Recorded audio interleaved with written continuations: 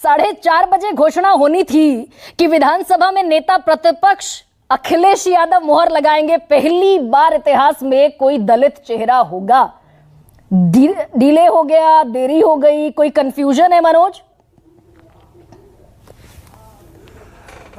किसी तरह का कोई कंफ्यूजन नहीं है और आपके संपादकीय बातों को हम लोग सुन रहे थे। मैं समझता हूं पूरा देश सुन रहा था। राष्ट्रीय अध्यक्ष जी पर आपने कई बार चर्चा करी और आपने चुनाव के दिन कहा कि मैन ऑफ द मैच है। दिनकर की एक लाइन है, उन्होंने कभी जेपी के लिए कहा था और मैं आपके मंच के माध्यम से, और मैंने एक दिन राष्ट्रीय अध्यक्ष जी के समक्ष भी कहा था जब वो उनको पूज्य जेपी पर माल्यार्पण करने से रोका गया था। अखिलेश यादव जी के बारे में आप जैसे जो पत्रकार हैं और पूरा समाज जो जिनका विश्लेषण बहुत समग्रता के आधार पर देश कैसे समृद्धि की तरफ बढ़े, जिनका भी दृष्टिकोण इस पर है, वो अखिलेश यादव जी के लिए एक बात कह रहे हैं कि सेनानी करो प्रयाण अभय, भावी इतिहास तुम्हारा है और ये नखा तमा के बुझते हैं सारा आकाश तुम्हारा है। तो कभी कोई अब देर नहीं है। जो दूसरा आपका सवाल है कि कोई देर है, देर नहीं। अभी आपको कुछ समय में हो सकता है कि हम आप जब संवाद कर रहे हैं इसी बीच में या रात में वो आपके समक्ष जो नाम है वो प्रस्तुत हो जाएगा। और यानी कि ये तो तय है ना मनोज की दलित चेहरा ही होगा विधानसभा में नेता प्रतिपक्ष? मैं निश्चित रूप से ये तय है कि दलित होगा, दलित चेहरा ही होगा।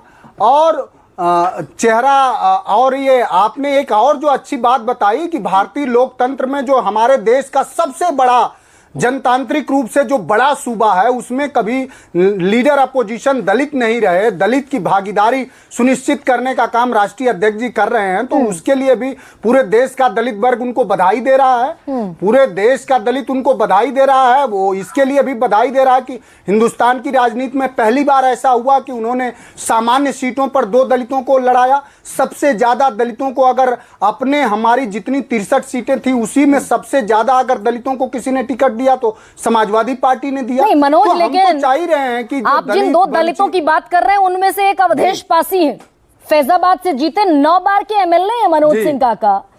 अगर ये दलित हितैषी होना ये बहुत डीप रूटेड कोई थॉट होता समाजवादी पार्टी में, तो 9 बार के एमएलए, 45 बरस से वो विधानसभा में थे अवधेश पासी। कभी ऐसी कोई चर्चा हुई होगी? मुझे इस बात पर संदेह है कि उनको बना दिया जाए अखिलेश यादव को हटाकर नेता प्रतिपक्ष।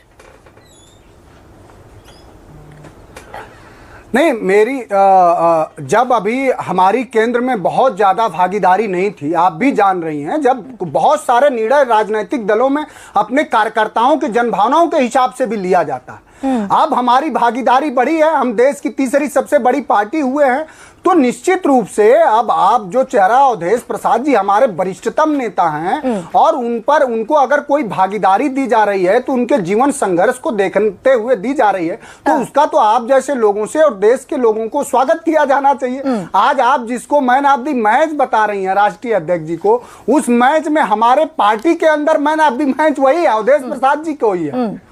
पूरे देश की राजनीति में राष्ट्रीय अध्यक्ष जी हैं, लेकिन हमारे दल में और जगहों में जिस तरह से उन्होंने उस विमर्श को हराया है। बात समझिए, अयोध्या में, फैजाबाद में समाजवादी पार्टी ने सिर्फ चुनाव नहीं जीता है बल्कि मर्यादा पुरुषोत्तम राम के रोटी वाले विमर्श को, रोटी कपड़ा विमर्श वाले विचार को व्यापक बनाया। उन्होंने उसको हराया है कि 300 किलोमीटर का एक्सप्रेसवे अखिलेश यादव 21 महीनों में बना सकते हैं, लेकिन 13 किलोमीटर का रामपथ जो 15,000 करोड़ रुपए से बनता है, ध्वस्त हो जाता है, उसको हराया गया। उस भ्रष्टाचार को हराया गया, लेकिन मनोज लोगों की जमीनें वहां का झंडा बुलंद करती दिख रही है समाजवादी पार्टी। सारे दलित आज की तारीख में भी समाजवादी पार्टी के साथ नहीं खड़े।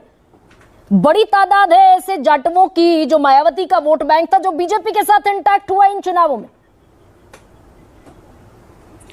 नहीं, आपका सवाल है कि नहीं खड़े हैं, लेकिन मैं ये कह रहा हूं कि हम लोग तो बूथ दर बूथ वाइज चुनाव के दिन, चूंकि मैं अपने लोकसभा क्षेत्र में सकलडीहा और सैयदराज 2 विधानसभाओं में घूम रहा, कोई ऐसा बूथ नहीं है उत्तर प्रदेश में जहां समाजवादी पार्टी को हमारे दलित भाइयों ने वोट नहीं करा। और उन्होंने देखा है कि उनके राजनीतिक, सामाजिक और शैक्षणिक भागीदारी को अगर कोई सच में व्यवहार में अगर उसको अगर लाना चाह रहा है, उनको अगर समता की राह पर कोई खड़ा करना चाह रहा है, तो माननीय अखिलेश यादव की विचारधारा है। और हमारे नेता ने कभी कथनी और करनी में, चूंकि श्रद्धेय नेताजी कहते थे कि यदि आपने राजनीति में मैनिफेस्टो में कोई चूक कर दी, आपने जो घोषणा उद्घोषित करी और उसको पूरा करने में भी अगर आपने चूक करा है, तो यह भी एक बहुत बड़ा राजनीतिक अपराध है जनमानस के लिए। तो मनोज, घेराबंदी शुरू हो गई 10 सीटों पर उपचुनाव के लिए भी, कि पिछड़े को बना दिया विधान परिषद का एलओपी और दलित को बना देंगे विधानसभा का एलओपी। ये घेराबंदी 10 सीटों पर उपचुनाव के लिए है ना? ये 10 सीटों का उपचुनाव के लिए नहीं है। इस चुनाव से ज्यादा मैंने कहा कि लोगों को जो तबका हमारा, जिस तबके की लड़ाई, अब जैसे मैं आपको डेट वाइज अगर बात करूं, 1978 में मोरारजी देसाई ने मंडल कमीशन लागू किया। अरे मंडल कमीशन की वो बनाया, कमीशन बनाया। वो लागू कब हुआ? 7 अगस्त 1990 को लागू हुआ। लागू होने के बाद भी कितने विरोध हुए। कुछ लोग हाई कोर्ट, सुप्रीम कोर्ट चले गए। सुप्रीम कोर्ट ने कई सालों बाद 1993 में निर्णय दिया कि नहीं, जो मंडल कमीशन आयोग की रिपोर्ट है वो लागू होनी चाहिए। लेकिन लागू सिर्फ कितने क्षेत्रों में है? 2 क्षेत्रों में, सरकारी और शैक्षणिक। शैक्षणिक में भी लागू कब हुई? 2008 में लागू हुई, इस देश के उच्चतम शैक्षणिक संस्थानों में। अखिलेश यादव जी का पीडीए का विमर्श यह है कि मंडल कमीशन की सभी संस्तुतियों को लागू कैसे किया जाए और देश का जो बड़ा तबका, जो आर्थिक, सामाजिक, बौद्धिक रूप से पिछड़ा हुआ है, उसको हर तरह से सशक्त। तो यानी कि 10 सीटों से उपचुनाव के आगे की लड़ाई है, जो 10 सीटों पर मैं खत्म कर रहा हूं। चलिए कैरी ऑन, मनोज खत्म कर दीजिए। ये मैं गरिमा खत्म, जो 10 सीटों की आप सवाल, जो 10 सीटों का आप सवाल कर रही हैं, मैं आपके माध्यम से देश के जनमानस को बताना चाह रहा हूं कि उन 10 सीटों में 7 सीटों पर समाजवादी पार्टी की, अभी लोकसभा चुनाव में समाजवादी पार्टी 7 सीटों पर 20-20, 30-30 हजार की बढ़त है। जैसे आप ले लीजिए,